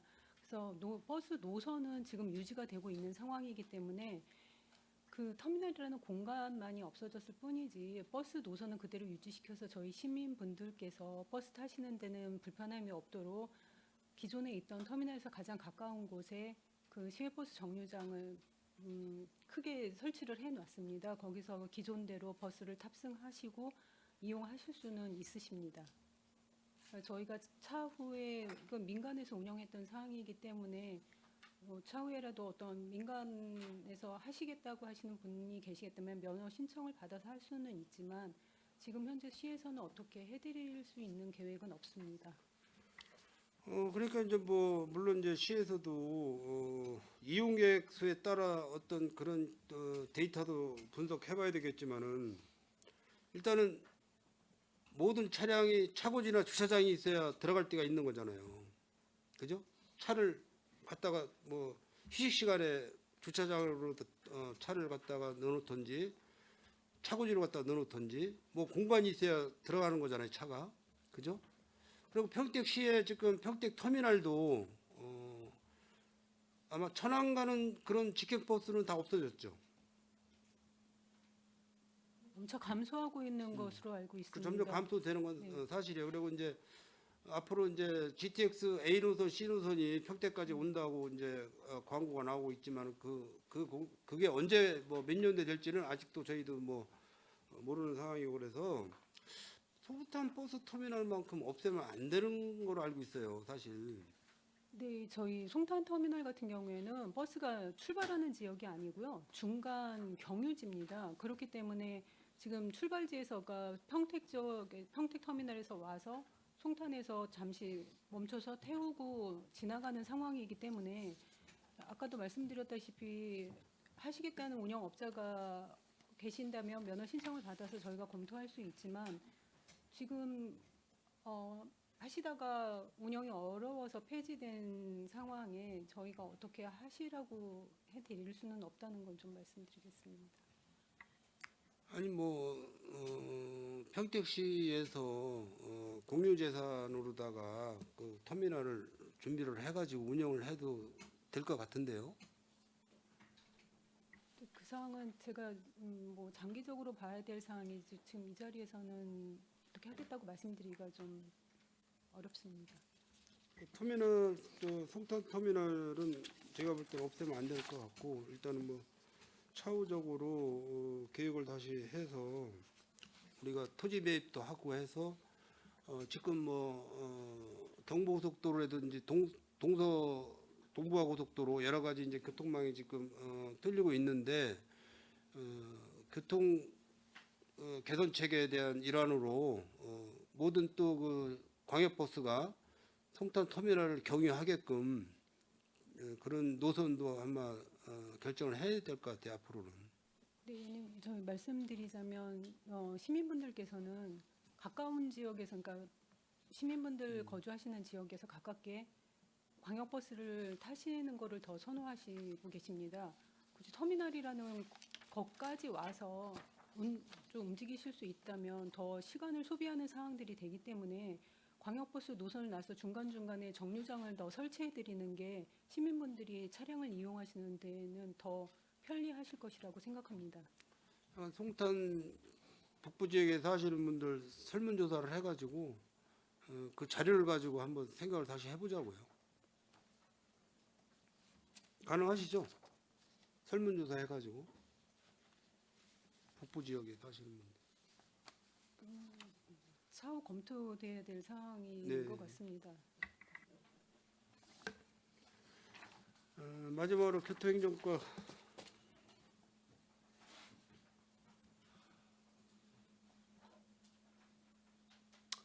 그 아까 말씀하신 그 속도 상향 신호 체계는 언제부터 가능한 거예요? 네, 답변 드리겠습니다. 저희가 지금 추경이 확정되면 네. 3월부터 해서 3, 4, 5월 한 3개월 내에 작업해서 6월부터는 운행할 수 있도록 그렇게 하려고 추진 중에 있습니다. 그러면 어차피 본 예산은 없고 추경 예산으로다가 사업을 하시겠다는 말씀이죠? 예. 교통 저기 평택경찰서에서 교통안전심의가 12월 중순에 결정돼서 올해 그 본회의 심사 때는 그 이 예산을 반영을 못했습니다. 그래서 추경에 상정을 해야 됩니다. 뭐 1차 추경, 1차 추경에 예, 1회 추경. 많이 올리세요. 추경 예산 좀 많이 올리셔가지고. 예. 평택 시내에 주차장도 큰 문제고 교통 체증도 큰 문제예요, 사실. 큰 문제가 되고 그런 부분을 해소시키려면은 얼른 개선을 좀 해야 될 것 같다는 말씀을 드리고요. 지금 아시다시피 주차장이라는 부분이 굉장히 협소한데 평택시 전체적으로 시골 자연부락 빼고 이 부분에 대해서 공통적으로 우리 과장님들 고민을 좀 해주셔야 될 것 같은데 어떤 식으로 가야 이게 주차장 해소가 될 것 같아요? 저희가 실무부서에서 판단하기로는 지금 이제 이 공영 주차장을 자꾸 이제 요구하는 사항들이 이제 주요 이제 요구 사항인데 돈이 많이 들어가잖아요. 예.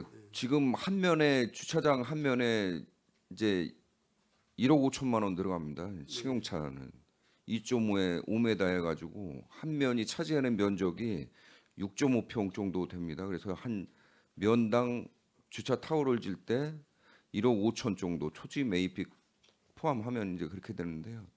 지금 이제 이 평택 시내에서는 이제 민영 주차장들이 대부분 있는데 자꾸 공영 주차장을 요구하는 이유는 가급적이면 저렴한 가격에 주차를 하려고 민간 주차장이 있음에도 불구하고 노상에다가 길거리 그 불법 주정차를 하는 게 이제 우리 그 대부분 이제 사항입니다. 그래서 저희도 이제 상반기 안에 이제 아까 말씀드린 대로 공영 주차장 요금도 저희가 생각할 때 지금 뭐 상당한 폭 지금 인상하고 있고 하려고 이제 의회 이제 의원님들하고 간담회를 통해서 이제 상의를 좀 드려봐야 되고 그래서 이 싼 것만 갖고 자꾸 주차 요금을 원할 것이 아니고 일반 민간 주차장들도 좀 포화 상태가 되면 저희가 주차장 짓는 문제를 좀 다각적으로 뭐 이렇게 토지 매입을 통해서라도 하는데 민간 주차장들은 대부분 지금 시내에 있는 거는 다 텅 비어 있습니다. 그래서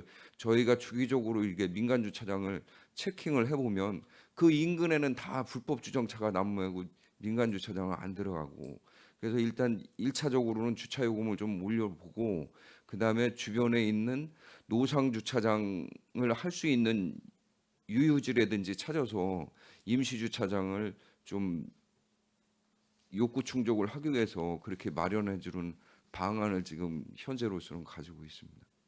네, 뭐 쉬운 일은 아닌 거로 생각은 저도 갖고 있지만은 지금 이제 그 도시계획 안에 있는 그런 그 공터 땅이 상당히 좀 있어요. 예, 예, 있습니다. 이재용 과장 잘 아시잖아, 그죠? 건물을 제외되는데 안 짓고 그냥 터만 갖고 있는 분들이 상당히 많이 있는데 이 부분을 평택시에서 이용을 하게 되려면은 재산세를 징수를 못한다는 먼저 말씀을 하신 것 같고 그런데 이 부분을 좀 평택시에서 노골적으로 좀 고민을 좀 해보면 어떻겠어요? 지금 뭐 읍면동장 원래회의라든지 매달 정기적으로 이제 매월 마지막 주 이제 목요일 날 저희가 이제 그 집행부 이제 뭐 시장님 이하 이제 간부 공무원들하고 읍면동장들하고 읍면동에서 가장 요구사항 건의 들어오면 저희가 최우선적으로 임시 주차장은 해줍니다. 단지 이제 그 유휴부지가 나대지가 없을 경우가 이제 문제지 나대지가 있는 데는 작년도에도 8군데 해줬습니다 저희가. 그래서 나대지가 있는 조건이면 가급적이면 해주고 그다음에 이제 토지주가 그 뭐 재산세 감면은 전에 감면을 해주니까 최소한 저희가 주차장 조성을 하려면 잡석이라도 깔고 그 펜스라도 치고 그러면 3년간은 그 주차장을 임시 주차장으로 쓸 수 있도록 해줘야 그 임시 주차장 우리가 투자 사업하는 거에 본연의 그 사업 목적이 달성된다고 봅니다. 그래서 3년 임대 해준다 그러면 어느 땅이라든지 저희가 이제 해주고 있습니다. 근데 활용할 계획은 갖고 예, 계시나요? 예, 지금 뭐 최우선적으로 해주고 있습니다. 근데 주차장 용지가 모든 땅에 해당되는 게 아니고 필지가 이제 용도가 이제 6개 이렇게 뭐 공장 용지, 그다음에 주차장 용지, 대지, 잡종지 뭐 이런 부지 외에는 할 수가 없기 때문에 그런 시내의 대지 정도로 지금 충족해주고 있습니다. 이렇게 뭐 골목 상권을 이렇게 다니다 보면은 뭐 개인 사유인지 몰라도 내 차는 대나 뭐 어느 분 차인지 모르겠지만 본인 차가는 주차를 해놨다가 본인 차를 빼고 나면은 거기다 뭐 페이타이어나 이런 걸 갖다 놓고 주차를 못하게 이렇게 막아놓고 다니는 사람들이 많아요. 사실 평택 시내에. 근데 제가 볼 때는 개인 사유인 아닌 것 같은데 그것도 불법 아니에요? 그 집 앞이라고 본인들이 써야 되는 건가? 그 부지를? 예전에는 뭐 내 집 앞 주차장을 해가지고 그거를 이렇게 그 그러면 내 집 앞 주차장을 쓰려면 점용허가를 받아서 1년에 얼마씩 전에는 그게 있으면 지금은 없습니다. 그 상황이. 없어요? 예, 예. 내 집 앞 주차장은 없고 지금 자기 그 울타리 담벼락 밑에 자기 땅인 것처럼 이제 쓰고 있는 게 이제 그 관례화돼서 그런 건데 서로 이제 그건 시비가 붙고 이웃집하고 이제 뭐 갈등이 구조가 있는 건데 그거는 사실은 이제 그 원래 도로 부지입니다. 그래서 서로 불특정 다수인이 쓸 수 있도록 허용을 해줘야 되는 게 이제 그거는 그 제가 볼 때는 도로관리과에서 좀 단속을 좀 해야 될 것 같아요. 또 우리 과장님, 이당철 과장님 완장 좀 채우셔가지고 이렇게 기관제 분들 내세워서 해가지고 좀 단속을 좀 해야 될 것 같아. 그런 부분이 상당히 많아요, 사실. 물론 이제 서로 양심껏 뭐 저 멀리 한 1km 이상 사시는 분이 거기다 차 대놓고 걸어갈 리는 없겠지만 그 주변 사람들이 되는 장소이긴 하겠지만은 자기 차만 대고 다른 차는 못 되게 뭐 이렇게 장애물을 갖다 놓고 이런 부분은 평택시에서 좀 관리를 해줘야 될 것 같습니다. 그 도로 적시물에 대해서는 저희가 그 관계법을 준수해서 좀 치울 수 있도록 노력하겠습니다. 네. 우리가 지금 주차장 폭이 예전에 그 우리가 이제 중형차 그러니까 차들이 지금 승용차도 대형이라고 그러죠? 대형차라고 그러나 뭐라 그러나?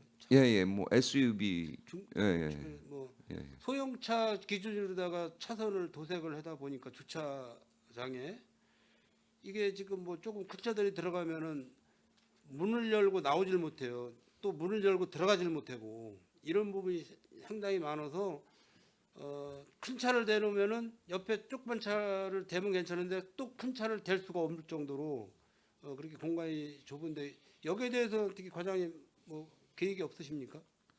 저희가 지금 공영 주차장은 지금 기준을 이제 가로 세로로 말씀드리면 2.5에 5m를 선을 구획 정리를 해주고 전용 이제 뭐 장애인 전용 주차장은 이제 좀 큰 거고 그래서 2.5m면은 우리가 가지고 있는 국내 차량으로는 폭이 이제 겨우 들어가서 사이드 미러가 이렇게 같이 이제 맞닿아 있는 부분들이 있습니다. 근데 이 공영 주차장을 면수를 자꾸 이제 확대를 하다 보니까 그렇게 자꾸 이제 좀씩 이제 비좁아지고 애시당초는 이제 뭐 3m부터 이렇게 좀 줄었습니다. 이게 3m, 2.75m, 뭐 2.5m 이렇게 줄었는데 이 주차 면수 때문에 이제 그런 문제가 공영 주차장은 먼저 있고 도로의 노상 주차장 면적은 이제 그 도로 갓길이 뭐 보통 이제 3m인데 옆에 이제 짜투리 공간이 남으니까 노상 주차장을 만들어 달라 그러니까 공간 확보를 위해서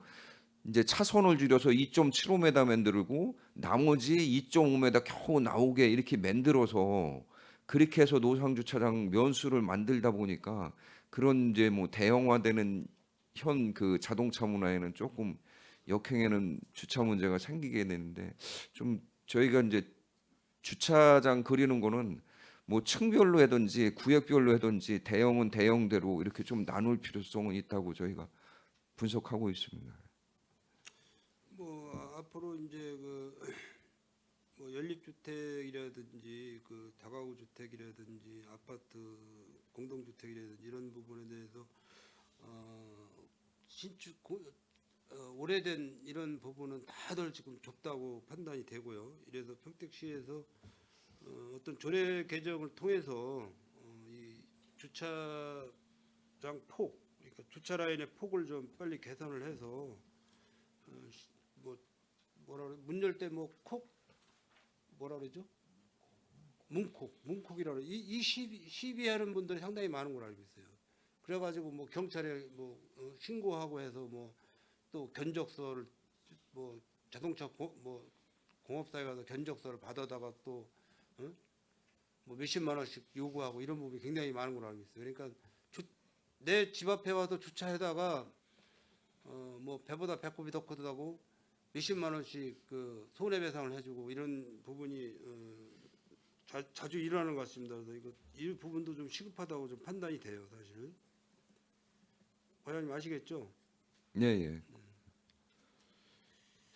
그리고 고령 운전자가 운전면허 자진 반납하면 인센티브를 우리 대중교통과인가요? 아니 저희가 교통행정과죠? 교통행정과에서 하고 있습니다. 인센티브를 뭘 드려요? 지금 운전면허 자진 반납. 지역 상품권 지역 화폐 그 10만 원 드리고 있습니다. 이제 월 10만 원씩. 아닙니다. 연 반납하면 이제 한 번 일회에 한해서 그 너무 적지 않아요? 10만 원으로 지금 우리 지원조례 그 해서 지역 화폐로 10만 원으로 주고 있습니다.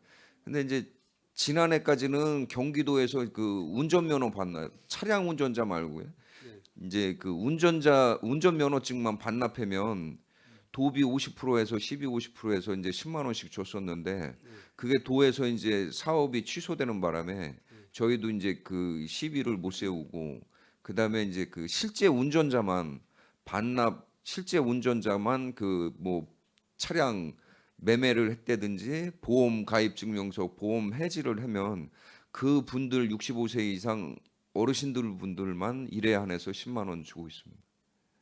이분들한테는 한 5년 정도는 지급을 해줘야 되는 거 아니에요? 교통비 뭐 사실 내 자차를 끌고 다니셨던 분들은 뭐 이게 시내버스 대중교통 이용하기가 상당히 불편해하셔요. 그래서 뭐 좀 움직일 때 있으면 택시 타고 다니시고 뭐 그렇게 하시는데 이런 부분은 어때요? 한 5년 정도 지급해드리는 부분은? 뭐 저희가 제 입장에서는 뭐 많이 드리면은 좋은 면은 있겠는데 이제 그 비례해서 다른 부분들이 이제 복지 부분들이 굉장히 이제 좀 더 확장 복지가 될 수 있는 영역이 있기 때문에 좀 조심스러운 부분이 있습니다. 재정 측면에서 그렇습니다. 이렇게 되면은 사실 교통사고 건수도 많이 축소가 될 것 같아요. 어르신들이 사실 뭐 안전하게 운전을 하신다고 하지만은 주변 이런 사각지대 보시는 이런 부분이 좀 늦다 보니까 교통사고 유발이 많이 되는데 교통사고가 우리 평택시가 이거 자료를 보면은 20년, 21년, 22년 이렇게 제가 자료를 받아봤는데 뭐 거의 뭐 1000단위 3,300건, 부상자가 5,000명, 3,190건의 부상자가 4,800명, 어마어마해요. 우리 평택시가. 그래서 이런 부분도 뭔가 평택시에서 좀 개선을 좀 시켜 드려야 되지 않나 좀 생각이 좀 들고요. 어린이 보호구역에 이 표시가 있으면은 그 24시간 주정차가 안 되는 거죠. 예, 주정차 우리 평택시 금지구역. 현재는 뭐 전국이 그렇습니다. 전국이 다 그렇죠. 예, 예.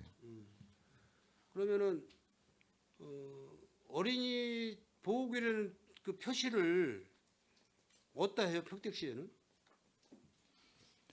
그 어린이 100m 50 몇 미터죠? 어린이 보호구역의 그 지금 300m 거리가? 기준으로 300m 내죠? 300m 예, 도로에 그 표시를 하고 네. 있습니다. 노면 표시든 가로등이든 아니 저 그 신호등이든 그다음에 그 무인 단속 장비 CCTV도 다 같이 그렇게 설치하고 있습니다. 300m 이내입니다. 그럼 어린이 보호구역 차선을 지금 황색선보다 뭐 다른 차선 컬러를 다른 거로 해서 아무나 보면은 아 여기 어린이 보호구역이라는 걸 알고 주정차를 안 하게끔만 하는 방법 없어요? 지금 그거는 저희 뭐 시만의 그 색깔을 나타내는 게 아니고 전국적으로 이제 황색이라는 부분이? 예, 노란색을 그 도로교통법에서 정해놓은 색을 노란색으로 칠하게 돼 아니면은 뭐 있습니다. 어린이 보호구역 내 황색선이 지금 뭐 한 줄이 있고 한 줄도 있고 두 줄도 있죠. 어린이 보호구역 내는 한 줄. 주정차 금지 구역이라 다 한 줄로 돼 한 줄로 있습니다. 돼 있죠. 갓길 예, 차선은 평택시는 두 줄로 할 수 있잖아요. 두 줄 내면은 그만큼 또 차선 폭이 안 나오기 때문에 네. 저희가 그 도로 폭을 유지해야 되기 때문에 그게 이제 그 차선이 15cm입니다. 그럼 그 사이에 띄고 그러면은 한 40cm는 여유 부분을 까먹어야 되기 때문에 도로 3m에서 40cm 깔으면은 대형 트럭들이 못 다니는 형세가 됩니다. 도로 근데 차선 뭐 폭이. 일반 시민들께서 애매모호하게 주정차 불법 주정차로 해서 그 과태료 징수받는 경우가 꽤 많아요, 사실. 예, 어린이 예. 보호구역인지 뭘로 갖다 차를 대는 거예요, 그러니까는. 이런 부분도 고민을 해볼 때가 되지 않았나 생각이 돼요. 어린이 보호구역을 모르는 건 아니고 다 아는데 차댈 데가 없으니까 그냥 아니 거리가 300m다 보니까 예.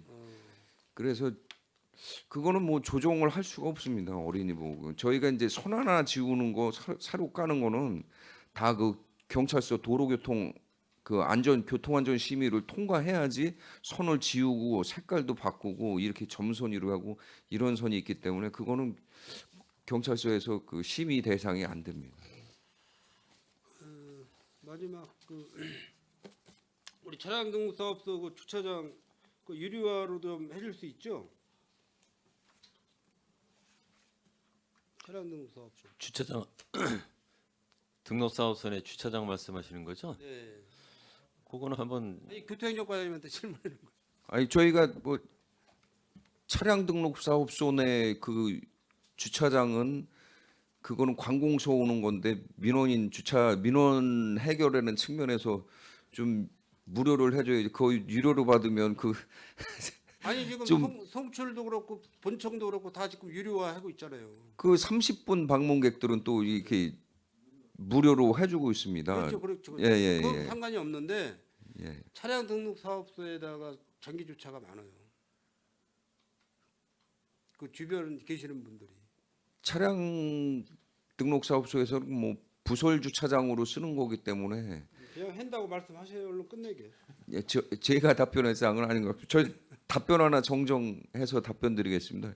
아까 전에 그 김삼수 의원님께서 휘도 검사 뭐 저희가 도료 부분 그거는 이제 3분이면은 그 이제 도료는 건조가 됩니다. 근데 이제 정정 답변 드리는 거는 일주일 후부터 설치 작업 일주일 후부터 준공일까지 검사는 이제 시험 성적서로 준공일 때 저희한테 제출을 하면 준공 검사할 때 그거를 참고를 하는 겁니다. 그래서 예, 제가 지금 착각을 해서 정정 답변 드리는 겁니다. 죄송합니다. 예, 수고들 많이 하셨습니다. 이상 질의를 마치도록 하겠습니다. 예, 선화명 의원님 수고 많으셨습니다. 예, 또 추가 질의하실 의원님, 예, 김선수 의원님. 그 질의해 주시기 아까 바랍니다. 그 제 그 제설 관련해 가지고 좀 설명을 드리고 싶은 게 제가 지금 화면에 띄었어요. 지금 보시면은 저게 아무리 봐도 제설차가 하부로 스프레이를 했다고는 보기 어렵거든요. 지금 보면은 하부가 오히려 더 깨끗한데 지금 상부가 지금 다 염화칼슘으로 덮여 있습니다. 이거는 뿌리는 방식이 지금 문제가 있다는 얘기거든요. 그러니까 이거 한번 잘 파악하셔가지고 그 방식에 대해서 좀 수정해 주셨으면 좋겠습니다. 네, 알겠습니다. 이상입니다. 예, 김선수 의원님, 예, 수고하셨습니다. 예, 일단 많은 시간이 좀 지났는데 저희 이제 이 안전건설교통국은 뭐 이 명칭부터도 뭐 안전이나 건설, 뭐 관리, 교통, 뭐 거의 이제 차량하고도 관련된 이 직제를 편제를 할 때 이렇게 만들어놓은 부서이기 때문에 여러 가지로 또 여기 계신 분들이 민원도 많고 이 부서에 또 민원 사항도 많이 발생되다 보니까 아마 관심이 많아가지고 많은 질의를 좀 하신 것 같아요. 업무 보고는 잘 청취를 했고 나름대로 2024년도 업무 추진 방향 비전을 보면 안전하고 교통이 편리한 시민 중심의 도시 이런 비전을 갖고 하셨기 때문에 이거에 대해서 좀 잘 시행될 수 있게 올해 이 비전에 맞게 좀 잘 업무를 추진해 주시기 바라고 뭐 여러 의원님들께서 각자 이 관련된 부서에다가 다 나름대로 이 업무 보고 받으면서 이제 질의하신 거 그거에 맞게 예, 잘 좀 사업 진행을 좀 해주시기를 좀 바라겠습니다.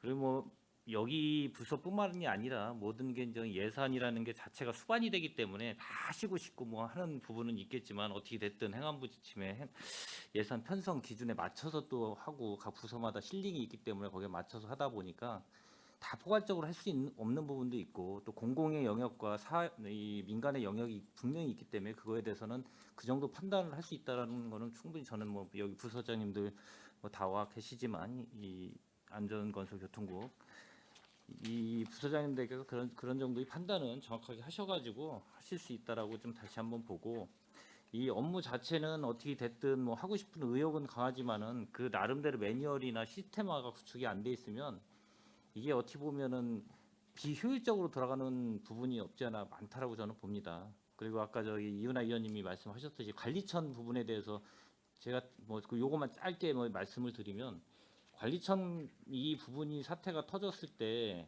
이런 어떻게 보면은 지역에서 저희 평택시가 거의 뭐 한 90% 이상의 피해를 보는 지역으로 만들어졌는데 과연 이게 아까 얘기하신 대로 재난안전계획본부가 만약에 만들어지면 관리 여기에서 지휘 통제권이 과연 어디에 있는가? 어디에 있습니까 혹시? 저 중앙정부하고 만약 환경부나 이런 쪽에 봤을 때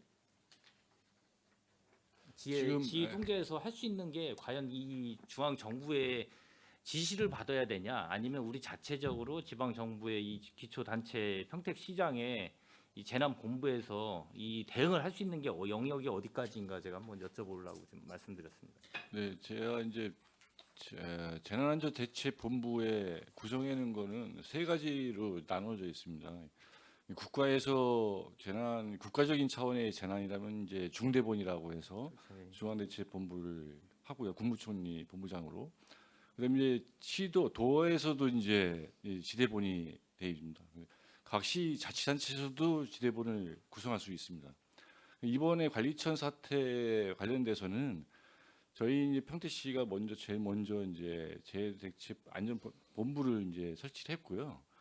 그다음에 이제 경기도 이 화성하고 평택시를 두 개 시가 이제 있다 보니까 도에서 이제 그 현재 통합 대응 그 본부라고 해서 그 양감 주민센터에다가 놓고 그런 이제 설치를 해서 이제 대응을 하고 있습니다.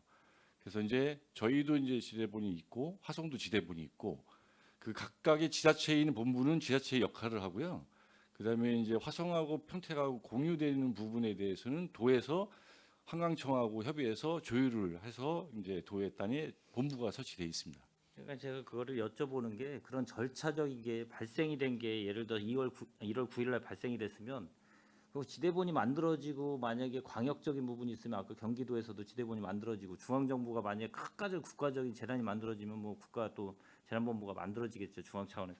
근데 여기서 터져서 만약에 이런 재해가 발생이 됐으면 여기서 만들어졌으면 긴급하게 빨리 대처를 해야 되는데 이 절차 뭐 따지고 뭐 지휘 통제 뭐 위에서 말 그대로 협의하는 과정 속에서 발빠르게 대응을 못 한다는 거죠. 제가 봤을 때는 제가 그때 1월 9일 날 발생돼서 그 이후에 한 며칠 있다가 거기를 방문했을 때도 그런 얘기를 수차 했었어요. 뭐 활성탄 관련된 것도 마찬가지고 여러 가지 뚝을 만들어서 볼을 만들면 바로바로 지휘 통제권 있는 사람이 어떻게 대처할 건가 논의할 건가 환경국인가 나름대로의 여기 있는 부서장님들이 논의해서 발빠르게 움직이면 여러 가지로 비용 발생이 지금 500억 정도 들어갔다고 했는데 향후 뭐 1,000억 가까이도 뭐 예산이 되고 그럼 결론은 저희 지자체 평택시 지자체 예산을 갖고 쓸 수밖에 없는 구조고 어차피 여기 재난본부 지역으로 선포가 안 됐기 때문에 그러기 때문에 그거를 좀 더 긴밀하게 빨리 이 대책 수립을 했으면 어떻게 됐든 우리 혈세 같은 세금이 줄고 나중에 뭐 소송이나 여러 가지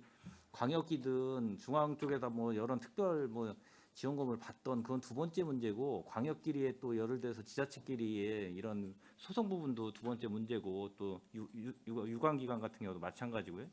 그런 거는 이제 차원 문제인데 최소의 비용을 피해 발생을 줄여야 되는데 그거에 대해서 좀 너무 대처하는 게 지금 너무 그냥 안일하게 대처해서 그냥 고생하시는 건 아니지만 그래도 그걸 밤낮을 논의해가지고 그래서 빨리빨리 대처를 했으면 이 비용이 현저하게 줄을 수 있다. 저는 이제 그런 얘기를 좀 드리고 싶어서 좀 아쉬운 마음이 좀 있어서 그거에 대해서 좀 얘기 드려서 정확하게 매뉴얼도 만들고 어떻게든지 이 대책 수립을 빨리 할 수 있는 거를 만들어야 되지 않나라는 그런 게 좀 요구 드리고 싶은 마음 중에서 말씀을 좀 드렸습니다. 위원장님 보충 설명드리겠습니다. 저희가 그 사고가 이제 9일 날 났는데 10일 날 그 화성시에서 연락이 이제 늦게 왔습니다. 그리고 저희가 이제 아까 그 위원장님이 말씀하듯이 우리가 좀 늦게 대응을 했다고도 좀 말씀하시는 것 같은데 저도 우리 시도 최대한 빨리 그 제대본을 꾸며서 12일부터 그 가동이 됐습니다. 그리고 또 발빠르게 또 우리가 특별 재난 지역으로도 지정해 달라고 한 1,000억 정도 요구를 했고 그리고 나머지 이제 거기 이제 수습하고 뚝 쌓고 뭐 그 물을 저기 뭐 푸는 것도 최대한 빠르게 하고 있다는 말씀 드립니다. 그리고 우리도 또 거기 환경청이나 저 행안부에 또 지금도 물론 안타깝게도 그 특별 재난지역으로 지정이 건의가 좀 아쉽게 지정이 안 됐지만 그래도 지금도 또 요구하고 있다는 말씀 드립니다. 최선을 다해서 빠른 시일 내에 복구할 수 있도록 노력하겠습니다. 최선을 다해 주시길 좀 바라고요. 하여튼 뭐 이 상반기 업무 보고 잘 청취했고 잘 만전을 기해서 잘 업무 추진해 주시기를 다시 한번 부탁드리겠습니다. 더 질의하실 의원님 안 계시죠? 더 이상 질의하실 의원님이 안 계시므로 안전건설교통국소관 2024년 상반기 주요 업무 보고 청취했건에 대한 질의 종결을 선언합니다. 안전건설교통 국장님을 비롯한 관계 공무원 여러분 장시간 동안 수고 많으셨습니다. 원활한 회의 진행을 위해 잠시 정회하고자 하는데 이의 있습니까? 이의가 없으므로 10분간 정회를 선언합니다.